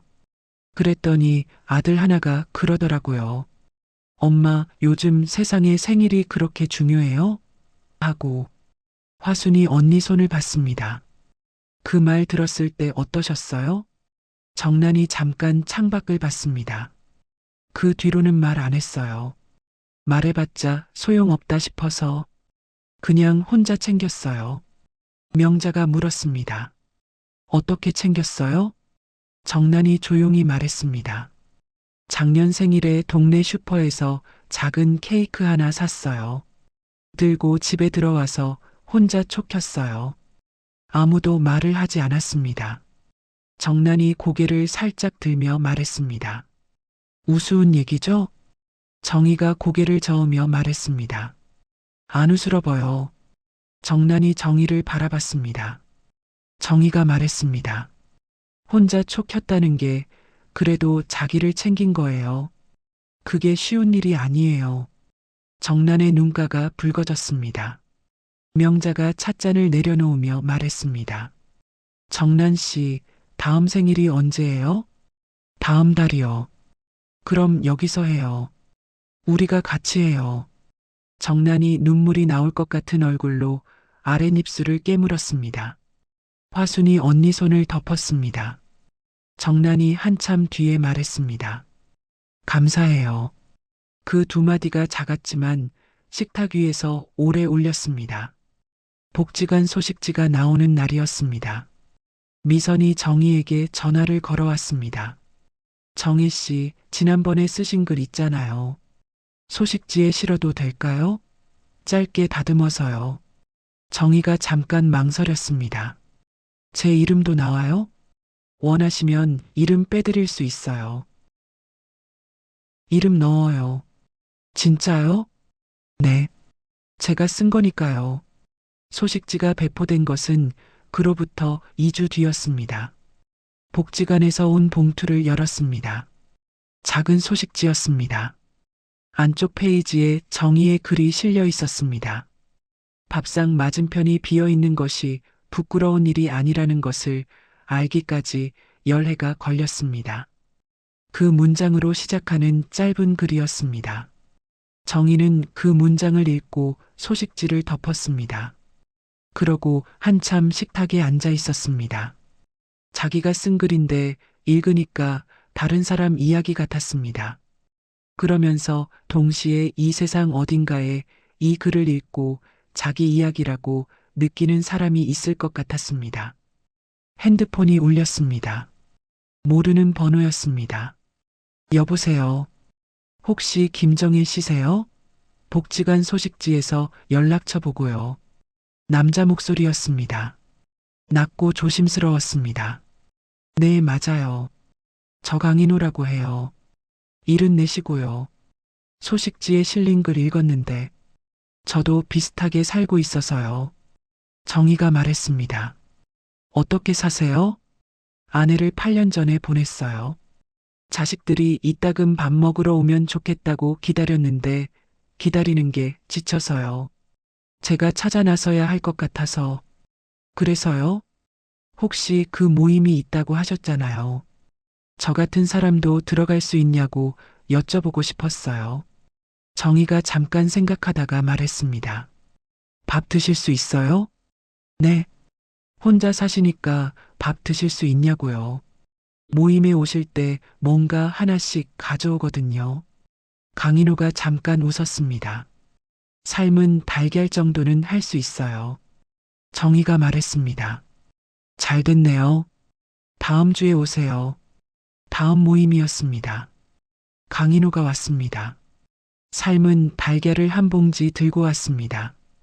봉지가 꽤 컸습니다. 명자가 보고 말했습니다.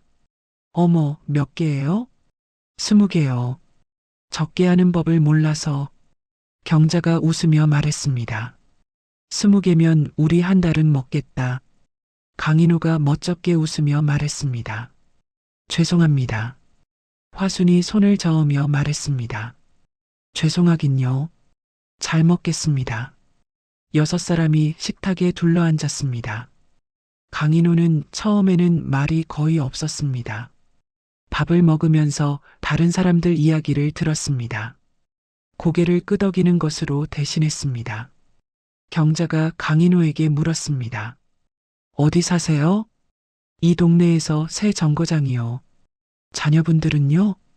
아들 둘이에요. 하나는 부산, 하나는 여기 서울인데 각자 바빠요. 연락은 자주 해요? 강인호가 수저를 내려놓으며 말했습니다. 제가 먼저 하는 편이에요. 그것도 요즘은 뜸해요. 자주 하면 짐이 될 것 같아서. 명자가 고개를 끄덕이며 말했습니다. 그 마음 알아요. 밥을 다 먹고 차를 마실 때였습니다. 강인호가 찻잔을 두 손으로 감싸며 천천히 말했습니다. 이런 자리가 있다는 걸 왜 이제야 알았나 싶어요. 명자가 웃으며 말했습니다. 저희도 이제 막 시작했어요. 강인호가 고개를 끄덕이며 말했습니다. 아내가 있을 때는 이런 거 없어도 됐는데, 없으니까 밥을 먹어도 먹은 것 같지 않아요. 이상하죠? 정희가 찻잔을 들며 말했습니다. 이상하지 않아요. 밥은 같이 먹어야 맛있는 거니까요. 강인호가 정희를 바라봤습니다. 그 말 맞는 것 같아요. 명자가 말했습니다. 우리 이제 제대로 된 모임이 됐네요. 경자가 웃으며 말했습니다. 드디어 남자가 한 명 생겼어. 강인호가 다시 멋쩍게 웃었습니다. 그날 저녁 영상통화였습니다. 수연이 화면에 나왔습니다. 어머니, 오늘 모임이었죠? 응. 어땠어요? 정희가 젓가락을 들며 말했습니다. 오늘 남자분이 한 명 새로 오셨어. 남자요? 74이야. 아내 먼저 보내고 혼자 사시는 분. 수연이 고개를 기울이며 말했습니다. 어머니 모임이 진짜 모임이 됐네요. 그러게. 복지관 글쓰기는요? 잘 돼가요? 정희가 반찬을 집으며 말했습니다. 소식지에 글이 실렸어. 수연이 눈이 커졌습니다. 진짜요? 어머니 글이요? 응. 어머니. 대단하다. 정희가 손을 저으며 말했습니다. 대단한 거 아니야. 그냥 내 이야기 쓴 거지. 수연이 잠깐 말없이 정희를 바라봤습니다. 그러다 말했습니다. 어머니, 요즘 바쁘시네요. 그러게. 좋아요. 진짜 좋아요. 말끝이 살짝 울먹였습니다. 수연은 들키지 않으려고 밥을 한술 크게 떴습니다. 정희는 그것을 봤지만 모른 척 했습니다. 두 사람은 말없이 밥을 먹었습니다. 그 무렵부터였습니다. 정희는 매일 아침 밥을 먹기 전에 창밖을 한번 바라보는 버릇이 생겼습니다. 봄에는 공원 나무가 새파랬고, 여름에는 푸르렀고, 가을에는 붉었습니다. 이제는 겨울이었습니다. 나뭇가지가 앙상했습니다. 그런데 그 앙상한 가지를 보면서 이상하게 나쁘지 않았습니다. 열애 동안 그 창밖을 얼마나 많이 바라봤는지 몰랐습니다. 그런데 예전에는 창밖을 보면서 혼자라는 것을 확인했습니다. 공원 벤치에 앉은 노부부를 보면서 시선을 거뒀습니다. 지금은 달랐습니다. 창밖을 보면서 오늘이 시작되는 것을 느꼈습니다. 앙상한 나무가 봄이 되면 다시 초록이 된다는 것을 알았습니다. 그것을 보러 내일도 일어날 이유가 있었습니다. 그 차이가 작은 것 같았습니다. 그런데 사실은 전부였습니다. 정희는 창밖에서 시선을 거두고 부엌으로 걸어갔습니다. 밥솥 뚜껑을 열었습니다. 뽀얀 김이 얼굴을 감쌌습니다. 주걱을 들었습니다. 망설이지 않았습니다. 챕터 8 잘 먹겠습니다. 사건이 있었던 봄으로부터 꼭 1년이 지난 5월이었습니다. 같이 밥 먹는 모임이 처음으로 야외 소풍을 했습니다. 명자가 아침 일찍부터 김밥을 쌌습니다. 경자가 과일 봉지를 들고 왔습니다. 화순이 식혜 한 통을 만들어 왔습니다. 강인호는 이번에는 삶은 달걀 10개만 가져왔습니다. 지난번 20개 이후로 눈치를 익혔습니다. 정희는 새벽부터 일어나 단호박을 쪄서 보온통에 담았습니다. 6사람이 동네 공원 잔디밭에 돗자리를 폈습니다. 명자가 김밥을 접시에 덜어 돌렸습니다. 단호박이 잘려 나뉘었습니다. 식혜가 잔에 담겼습니다. 달걀이 까졌습니다. 오전 햇살이 잔디 위에 길게 누웠습니다. 바람이 불었습니다. 낙엽 하나가 돗자리 끄트머리에 내려앉았습니다.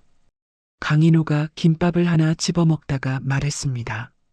이렇게 앉아서 밥 먹는 게 이렇게 좋을 줄 몰랐어요. 명자가 식혜에 잔을 들며 말했습니다. 좋은 사람이랑 먹으면 뭐든 맛있잖아요. 화순이 과일을 집으며 말했습니다. 우리 이거 1년 됐잖아요. 정혜 씨랑 명자 씨가 처음 만나서. 경자가 고개를 끄덕이며 말했습니다. 맞아. 그때 우리 넷이었는데 이제 6이네. 강인호가 달걀 껍질을 까며 말했습니다. 저는 늦게 들어온 셈이네요. 명자가 웃으며 말했습니다. 늦게 와도 자리는 있어요. 정희는 단호박을 한 조각 집어 강인호 접시에 올려주었습니다. 드셔봐요. 달아요. 강인호가 한 입 먹고 고개를 끄덕였습니다. 맛있네요. 6사람이 잔디밭에 둘러앉아 먹었습니다. 말이 많을 때도 있었고 말 없이 먹을 때도 있었습니다. 어느 쪽도 어색하지 않았습니다. 소풍을 마치고 각자 집으로 돌아가는 길이었습니다. 정희는 공원 산책로를 혼자 천천히 걸었습니다. 집까지 5정거장이었지만 오늘은 걸어가기로 했습니다. 가을 저녁 공기가 좋았습니다. 낙엽이 발밑에서 바스락거렸습니다. 가게에서 음식 냄새가 흘러나왔습니다. 핸드폰이 울렸습니다. 수연이었습니다. 어머니, 소풍 어땠어요? 좋았지. 명자씨 김밥이 끝내줬어. 맛있겠다. 사진 보내줘요. 아이고, 먹느라 잊었지. 수연이 웃었습니다. 전화기 너머로도 느껴지는 웃음이었습니다. 어머니, 오늘 행복했어요? 정희는 발걸음을 잠시 멈췄습니다. 가로등 아래 서서 하늘을 올려다봤습니다. 별은 아직 보이지 않았습니다. 도시 하늘은 늘 그랬습니다. 그래도 어딘가에 분명히 있을 것 같았습니다. 응, 다행이다. 수연아. 네. 밥 먹어야 할 시간 됐지? 아, 맞다. 먹어야겠다. 어서 먹어라. 오늘도 잘 자. 어머니도요. 전화가 끊겼습니다. 정희는 다시 걷기 시작했습니다. 68살의 여자가 가로등 불빛 아래 걷고 있었습니다. 3천만 원을 잃었습니다. 결혼이라고 생각했던 것이 처음부터 없던 일이 됐습니다. 딸과 싸웠습니다. 경찰서에서 울었습니다. 낯선 여자의 손을 잡고 같이 울었습니다. 그리고 지금 이렇게 걷고 있었습니다. 발이 아프지 않았습니다. 허리도 오늘은 괜찮았습니다. 바람이 상쾌했습니다. 걸을 수 있었습니다. 그것이면 충분했습니다. 봄이 다시 왔습니다. 수연이 한국에 왔습니다. 이번에는 미리 알렸습니다. 현관문이 열리고 수연이 들어왔습니다. 손에 메이플 시럽이 들려 있었습니다. 정희가 웃으며 말했습니다. 또 그거 사왔어. 어머니 좋아하잖아요. 수연이 신발을 벗으며 말했습니다. 이번엔 모임 소풍 있어요? 저도 같이 가도 돼요? 정희가 눈을 깜빡였습니다. 명자 씨 보고 싶어? 어머니가 얘기를 너무 많이 하셔서요. 정희가 피식 웃었습니다. 그래, 같이 가자. 모임 소풍 날이었습니다. 수연이 명자 옆에 앉았습니다. 명자가 수연을 아래 위로 훑어보며 말했습니다. 어머, 정희 씨 딸이에요? 닮았다. 수연이 웃으며 말했습니다. 어머니한테 많이 들었어요. 명자가 정희를 보며 말했습니다. 뭐라고 했어요? 좋은 말만요. 명자가 손을 저으며 말했습니다. 에이, 안 믿겨. 경자가 옆에서 끼어들며 말했습니다. 정희 씨, 딸이 이렇게 예뻐요? 수연이 멋쩍게 웃었습니다. 정희는 그 모습을 바라봤습니다. 딸이 자신이 만든 밥상 모임에 앉아 있었습니다. 명자와 웃고 있었습니다. 경자 말에 손을 저었습니다. 정희가 만든 자리가 딸에게도 닿아 있었습니다. 소풍이 끝나고 집으로 걸어오는 길에 수연이 먼저 정희의 손을 잡았습니다. 정희는 그 손을 꼭 쥐었습니다. 두 사람은 아무 말 없이 걸었습니다. 낙엽이 바람에 굴렀습니다. 봄 저녁이 조용했습니다. 수연이 돌아가고 나서 며칠 뒤였습니다.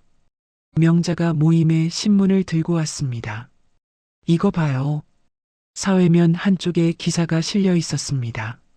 중장년 여성 대상 결혼 사기 피해 증가. 명자가 기사 아랫부분을 손가락으로 짚었습니다. 피해자가 익명으로 남긴 말이 인용되어 있었습니다. 우리가 어리석어서가 아니라 너무 외로웠던 것이며 그 외로움이 부끄러운 감정이 아니다. 정희는 그 문장을 읽었습니다. 경찰서 대기실에서 명자가 처음 그 말을 했을 때를 떠올렸습니다. 두 사람이 손을 잡고 울던 날, 그 말이 이제 인쇄된 글자가 되어 더 많은 사람에게 닿고 있었습니다. 정희가 신문을 접으며 말했습니다. 명자 씨, 네, 고마워요. 명자가 고개를 기울였습니다. 뭐가요? 경찰서에서 그 말 해줘서요. 어리석어서가 아니라 외로웠던 거라고. 명자가 잠깐 정희를 바라봤습니다. 그 말, 저도 누군가한테 듣고 싶었던 말이었어요. 두 사람이 말없이 찻잔을 들었습니다. 복지관에서 강연이 열렸습니다. 강사 미선이 미리 정희에게 전화를 걸어왔습니다. 정희 씨, 이번에 어르신들 대상으로 강연이 있는데요. 소식직을 보고 오시는 분들이 계세요. 정희 씨가 직접 이야기해 주시면 어떨까요? 정희가 잠깐 말이 없었습니다. 사람 앞에서요? 네. 짧게요. 10분이면 돼요. 생각해 볼게요. 전화를 끊고 정희는 식탁에 앉았습니다. 사람 앞에서 말한다는 것이 낯설었습니다. 그런데 낯설다고 안 할 이유는 없었습니다. 다음 날 미선에게 전화를 다시 걸었습니다. 할게요. 강연 날이었습니다. 강의실 안에 사람이 30명 가까이 됐습니다. 대부분 60대에서 70대였습니다. 몇몇은 혼자 왔고 몇몇은 둘씩 왔습니다. 정희가 앞에 서자 손이 떨렸습니다. 종이를 들고 있었는데 종이도 같이 떨렸습니다. 첫 문장을 꺼냈습니다.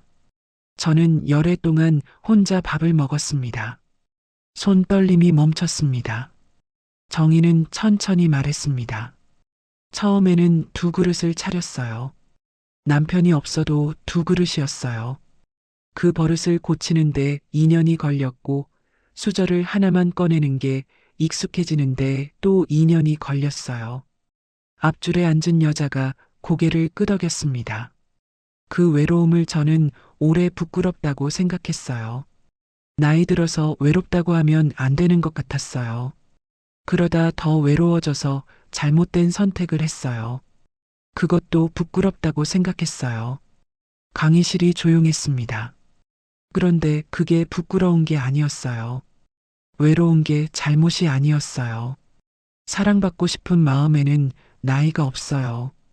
그걸 알기까지 시간이 오래 걸렸어요. 정희가 말을 멈추고 강의실을 한번 둘러봤습니다. 저는 지금도 혼자 밥을 먹어요. 근데 이제는 혼자이면서 혼자가 아니에요. 같이 먹는 사람들이 생겼어요. 화면으로 같이 먹는 딸도 생겼고요. 앞줄 여자가 눈가를 닦았습니다. 어떤 상처 이후에도 스스로를 포기하지 않으면 밥상은 다시 차려져요. 제가 그걸 배웠어요. 강연이 끝났습니다. 사람들이 박수를 쳤습니다.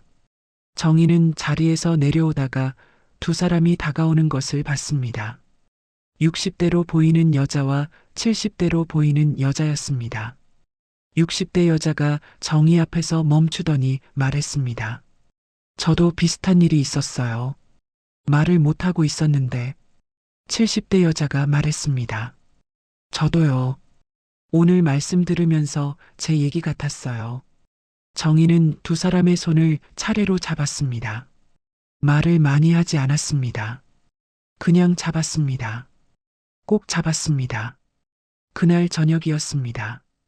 정희는 집으로 돌아와 부엌에 섰습니다. 밥을 지었습니다. 냄비에 국을 끓였습니다. 반찬 두어 가지를 만들었습니다. 식탁에 상을 차렸습니다. 밥공기 하나, 국그릇 하나, 수저 하나, 맞은편이 비어 있었습니다. 정희는 그 자리를 바라봤습니다. 열애 동안 그 자리를 바라봤습니다. 처음에는 눈물이 났습니다. 그 다음에는 무감각해졌습니다. 그 다음에는 채우려고 서둘렀습니다. 너무 서둘렀습니다. 지금은 그냥 빈자리였습니다. 언젠가 채워질 수도 있었습니다. 채워지지 않아도 괜찮았습니다.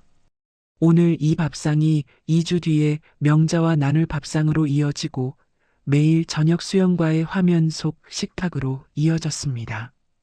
이 혼자인 밥상이 그 모든 것의 한 부분이었습니다. 정희는 앉았습니다. 숟가락을 들었습니다. 첫 술을 뜨면서 중얼거렸습니다. 잘 먹겠습니다. 아무도 없는 부엌이었습니다. 그런데 그 말이 오늘은 텅 비어 울리지 않았습니다. 밥솥에서 올라온 뽀얀 김이 천천히 사라지고 있었습니다. 창밖 가로등이 켜졌습니다. 어디선가 이웃집 저녁 소리가 들렸습니다. 정희는 밥을 한술 더 뜨면서 생각했습니다. 오늘 강연장에서 자신이 했던 말들이 사실은 1년 전에 자신에게 가장 먼저 하고 싶었던 말이었다는 것을. 외로움은 부끄러운 것이 아니라는 것.